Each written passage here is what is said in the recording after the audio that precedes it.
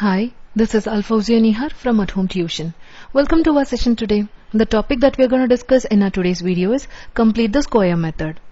Quadratic equations can be solved by factorizing, using formula and completing the square. Each method also provides information about the corresponding quadratic graph. We have seen that expressions of the form x square minus b square are known as differences of the squares, and it can be factorized as x plus b times x minus b. This simple factorization leads to another technique for solving quadratic equations, that is known as completing the square. Okay, consider this example. X square minus 2x minus 1 is equal to 0. We cannot easily factorize this expression. When we expand the perfect square x minus 1 the whole square and examine the terms, we see that x minus 1 the whole square is x square minus 2x plus 1. Now we can compare the two equations and notice that only the constant terms are different. We have negative 1 here, but for this expansion we have positive 1. We can create a perfect square by adding and subtracting the same amount to the original equation. I'm just going to include plus 1 minus 1. Now you can group these terms, so you will get minus 1 will be negative 2. Now this expression can be written as x minus 1 the whole square. Am I right? We can solve for x by two methods. Now let us see the first method. Take square root on both the sides of the equations to solve for x. That is the first method we are going to apply here. First, shift this number to the right side by adding 2 on both the sides of the equation. So we will get, taking square root on both the sides, we will get square on the left side and square root will get cancelled out. So you will be left over with x minus 1 on the left side and plus or minus root 2 on the right side. Therefore, shift this 1 to the right side of the equation by adding 1 on both the sides of the equation. So x would be, we will get two answers, 1 plus square root of 2, 1 minus square root of 2.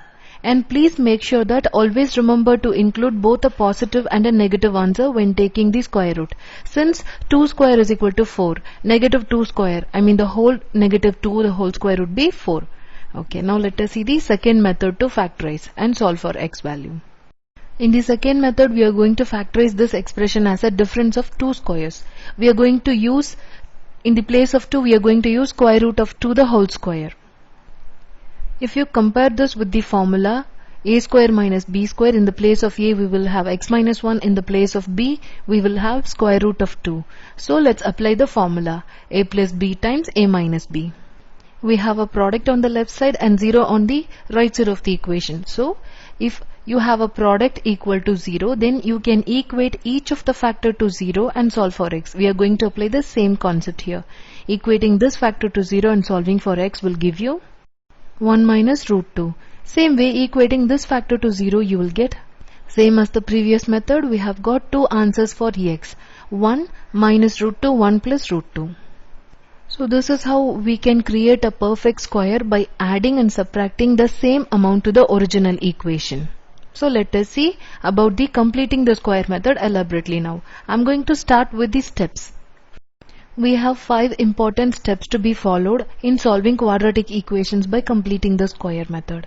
First step is to write the given equation in the standard form. Standard form is ax square plus bx plus c equal to 0. Am I right? So whatever form it is given, first try to rewrite them in this standard form. And as the second step, you have to make the coefficient of the x square term equal to 1. There may be any value for a. For example, 3x square, 4x square, or it can also be a fraction. First we have to get rid of that. So by dividing the entire equation throughout by a. That should be your second step. And third step is very important step. We have to take half the coefficient of the x term, this middle term, and square it. So that is the value we should add and subtract it from the original equation, so that the equation will remain mathematically correct. It means it will be balanced. In the example we just discussed, we added 1 to complete the square and then subtracted 1 so that the equation remained true. Am I right? We didn't change the equation setup. We just added the number and subtracted the same number and rewritten the original equation. Am I right? So that is the concept here. This is the very important step here. and the next step is to write the left hand side of the equation as differences of two squares. And finally, we have to factorize the equation in terms of difference of squares and solve for x value. Please have a glance over all these 5 steps. So in completing the square method, we will be discussing both the methods what we just discussed in the first example. Okay. Let's discuss an example and see how all these steps works. Here is an example. X square minus 10x minus 11 is equal to 0. We are supposed to solve this quadratic equation by completing the square method. Okay, let us start with step 1. In step 1, we are supposed to write the given equation in the standard form. If we look at this equation, this is already in the form of ax square plus bx plus c equal to 0. Am I right? So no need to rewrite that. So now let's make sure that the coefficient of x square term is equal to 1. Here a value is already equal to 1. So no need to divide the entire equation throughout by a. Even if you divide the entire equation throughout by 1, this equation is going to remain the same. Am I right? Okay. First 2 steps are, we need not do those steps because already this equation is of that form only, standard form, and the coefficient is equal to 1. Now step 3. Take the half the coefficient of x term. Here x term is negative 10x. So half the coefficient is going to be negative 5 and square it. Square of negative 5 is nothing but 25. So this is what the number we are going to add and subtract in this equation. Okay. Take half the coefficient of x term and square it and then add and subtract it from the equation. Now let's group these 3 terms. We are going to write this trinomial as a perfect square. X square minus 10x plus 25. This can be written as x minus 5 the whole square. Am I right? Negative 25, negative 11 would be negative 36.